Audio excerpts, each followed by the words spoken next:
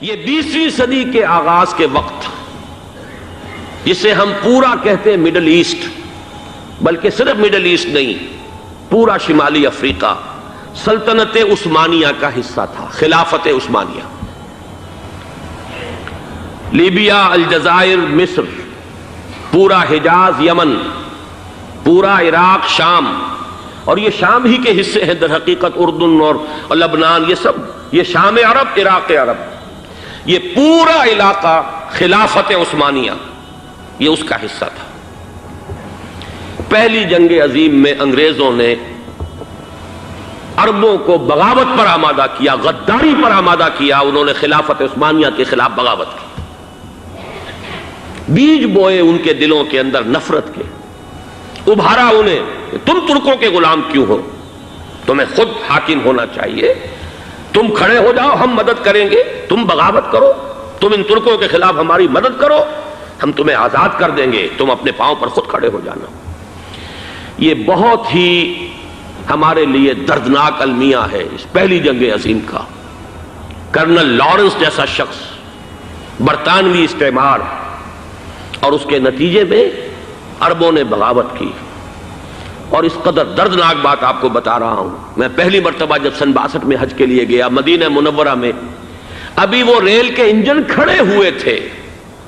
یہ ترکی کے زمانے میں، سلطنت عثمانیہ کے زمانے میں بغداد سے مدینے تک ریلوے لائن تھی۔ یہ پورا ایک عالم سلطنت عثمانیہ، سلطنت نہیں، خلافت عثمانیہ، پوری ٹرینیں جو ہے ترکوں کی اڑائی گئی، ہزاروں ترکوں کو شہید کیا گیا، یہاں تک کہ صحن حرم میں شہید کیے گئے سینکڑوں ترک۔ یہ جرم تھوڑے نہیں ہے، معمولی نہیں ہے۔ آج جس کی سزا مل رہی ہے، معلوم ہونا چاہیے کہ وہ جرائم کون کون سے تھے۔ اب بھی جو لوگ گئے ہیں انہوں نے دیکھا ہوگا، ترکی کا قلعہ موجود ہے اوپر پہاڑی کے اوپر، حرم کا جو سب سے بڑا دروازہ ہے باب ملک عبدالعزیز، اس کے سامنے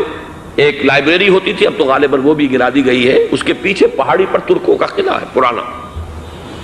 اس پر توپیں موجود تھیں۔ جب بغاوت ہوئی ہے، جو حرم میں آئے ہوئے تھے ترک فوجی، ظاہر بات ہے نہتے، وہ تو نماز پڑھنے آئے ہوئے تھے، ان کو وہاں ذبح کیا گیا ہے، اور ترکوں نے اپنی توپیں استعمال نہیں کی کہ کہیں بیت اللہ کو کوئی گدن نہ پہنچ جائے۔ بہرحال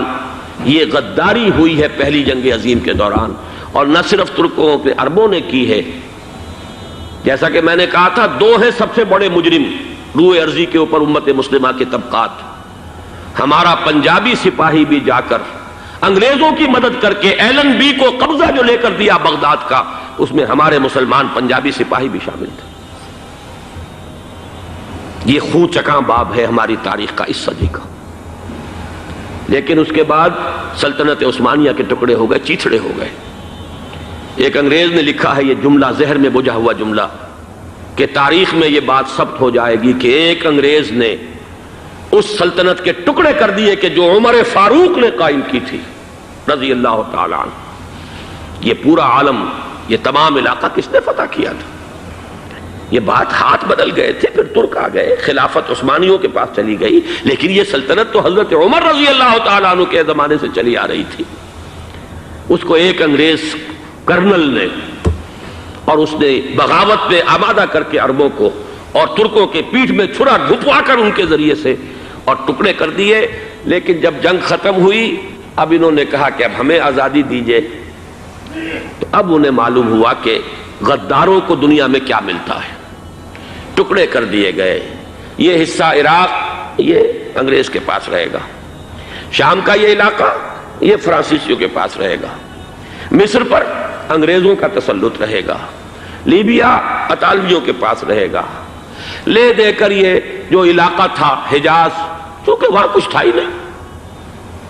بوادن غیر ذی زرع، یہ عربوں کے پاس چھوڑ دیا گیا۔ اس وقت جو بادشاہ ہیں شاہ حسین اردن کے، ان کے دادا سب سے بڑے غدار وہی تھے، لہذا ان کو اس علاقے کی بادشاہت دے دی گئی۔ اس کے بعد نجد سے ایک تحریک اٹھی ہے، وہ سعودی جو خاندان ہے وہ نجد سے اٹھا ہے۔ نجد میں اس وقت کچھ بھی نہیں تھا، وہ تو صرف ریت کے تودے تھے اور کچھ بھی نہیں، لہذا ادھر کسی استعماری قوت کو دیکھنے کی ضرورت ہی نہیں تھی۔ وہ تو بعد میں تیل برآمد ہوا اور اس کی حیثیت ہو گئی، اور یہ امارات کا علاقہ جو ہے اس کی دنیا میں اب گویا کہ یوں سمجھیے کہ جو سب سے زیادہ اہم علاقے ہو سکتے ہیں روئے ارضی کے نقشے پر، ان میں سے ایک وہ ہو گیا، لیکن یہ اس وقت کی بات میں کر رہا ہوں، کوئی حیثیت نہیں تھی، لہذا اس کو چھوڑ دیا گیا۔ یہ ہے تاریخی پس منظر، یہ لکیریں جو کھینچی گئی ہیں، یہ ایک ملت اسلامیہ کو جو قومیتوں میں تقسیم کیا گیا، پھر نعرے لگوائے گئے المصر للمصریین الشام للشامیین۔ اب شامی ایک علیحدہ قوم ہو چکے ہیں، مصری ایک علیحدہ قوم ہو چکے ہیں، عراقی ایک علیحدہ قوم ہو چکے ہیں۔ یہ ساری تقسیمیں استعمار کی پیدا کرنا ہے، اس کا کوئی تعلق اسلام کے ساتھ نہیں۔ اب ضرورت تو اس بات کی تھی کہ استعمار کے پنجے جب یہاں سے کچھ ہٹے، دوسری جنگ عظیم کے بعد ایک دور آیا، امریکہ ابھرا ہے دنیا کی عالمی سطح پر سیاست میں، اس کے ہاں کچھ آزادی کے تصورات تھے، اس نے بھی سپورٹ کیا۔ برطانیہ کمزور ہو چکا تھا، وہ اتنے بڑے علاقے کو اب ہولڈ نہیں کر سکتا تھا۔ ہندوستان بھی آزاد ہوا، پھر یہ کہ اور دوسرے علاقوں سے بھی اس کو پسپائی اختیار کرنی پڑی۔ استعمار کے پنجے جس طرح بھی ہوئے، ان کے سینوں سے، عربوں کے سینوں سے جو ہے گویا کہ وہ ہٹے، لیکن امریکہ نے ایک اپنی بہت بڑی حکمت عملی جو اختیار کی، عالم عرب کے سینے میں اسرائیل کا خنجر پیوست کر دیا، تاکہ یہ کبھی آزاد نہ ہو جائیں، ہمارے انگوٹھے تلے رہے، ہماری پالیسی گورن کرے۔ یہ استعمار کا دوسری جنگ عظیم کے بعد جہاں برطانوی استعمار، فرانسیسی استعمار رفتہ رفتہ یہ ہٹنے شروع ہوئے، صدر ناصر نے انگریزوں کو اٹھا کر پھینکا میڈیٹرینین میں اور دوسرے جگہوں سے، الجزائر نے آزادی حاصل کی فرانس سے، اطالویوں سے جو ہے لیبیا والوں نے آزادی حاصل کی، یہ ہو گیا، لیکن ایک خنجر پیوست کر دیا گیا اسرائیل کا سینہ عرب۔ اس صورتحال میں ظاہر بات ہے کہ ایک تو بڑی آئیڈیل پوزیشن تھی کہ پورا عالم اسلام متحد ہو، لیکن وہ تو بہت دور کا خواب معلوم ہوتا ہے۔ علامہ اقبال سے بڑا کوئی نقیب نہیں ہے ملت اسلامی کی وحدت کا، ایک ہو مسلم حرم کی پاسبانی کے لیے، نیل کے ساحل سے لے کر تا بخاک کاشغر، لیکن انہیں بھی اپنے لیکچرز میں کہنا پڑا کہ اس وقت جو صورتحال ہے، پورے عالم اسلام کی ایک وحدت بن جانا تو تقریباً ناممکن نظر آ رہا ہے۔ اگر کسی طرح ایک common wealth of Muslim nations وجود میں آ جائے تو بھی بڑی کامیابی ہوگی، لیکن اس سے بھی پہلے یہ تو زیادہ آسان تھا کہ عالم عرب ایک وحدت کی شکل اختیار کر لے۔ یہ تو ایک قوم ہے، اکثر و بیشتر ایک نسل یا زیادہ دو نسلیں کہہ دیجئے، شمالی افریقہ میں بربر نسل بھی ہے، باقی تو سب عرب ہے۔ یہ پورا عالم ایک نسل،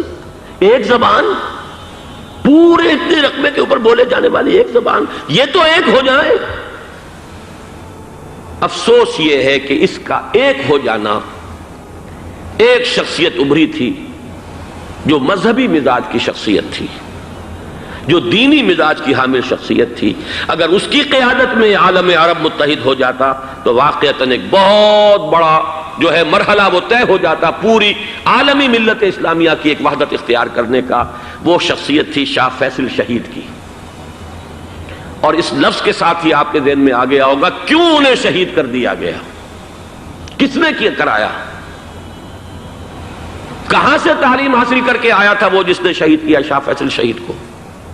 اس کی گردن پر کون سوار تھی، وہ یہودی لڑکی کے جس کے فوٹو بھی شائع ہوئے، ایک گردن پر اٹھائے کھڑا ہوا شہزادہ اپنی ایک یہودی دوست کو، لڑکی کو، اور وہی ہے کہ جس نے جا کر پستول سے شہید کیا ہے۔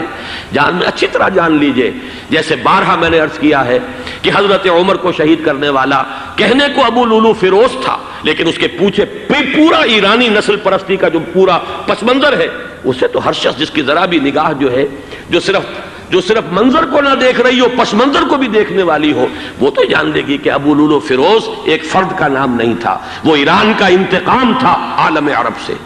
بالکل اسی طریقے سے یہ امریکی استعمار کا ہتھ کنڈا تھا، اسے محسوس ہوا۔ شاہ فیصل مذہبی مزاج کا شخص یہ ابھر رہا ہے، اور یہ شاہ فیصل کی حکمت عملی کا ذرا آپ اندازہ کیجئے۔ لاہور میں سمٹ کانفرنس ہوئی، اس میں وہ آئے، سب سے ٹاورنگ پرسنالٹی پورے اس وقت عالم اسلام کے اندر شاہ فیصل کی تھی، اور وہ گویا کہ ایک بہت ہی جس کو کہا جائے کہ ایک بہت ایلڈرلی، ایک بزرگانہ ایک شخصیت جو ہے، اور انہوں نے اپنی دولت کے دروازے، عرب میں وہ مشہور تھے کہ نہایت خسیس اور بخیل انسان ہے، اس لیے کہ وہاں وہ خرچ کرتے تھے حساب کتاب کے ساتھ، لیکن ان کے خزانے کھلے ہوئے تھے عالم اسلام کے لیے، ادھر بھی مدد ہے، ادھر بھی مدد ہے، ادھر بھی کام ہو رہا ہے، ادھر بھی کام ہو رہا ہے۔ پھر انہوں نے تیل کا ہتھیار استعمال کر کے ایک دفعہ امریکہ کو دن میں تارے دکھا دیے تھے، لہذا ان کا ہٹایا جانا سین سے یہ امریکی استعمار کے لیے لازم تھا۔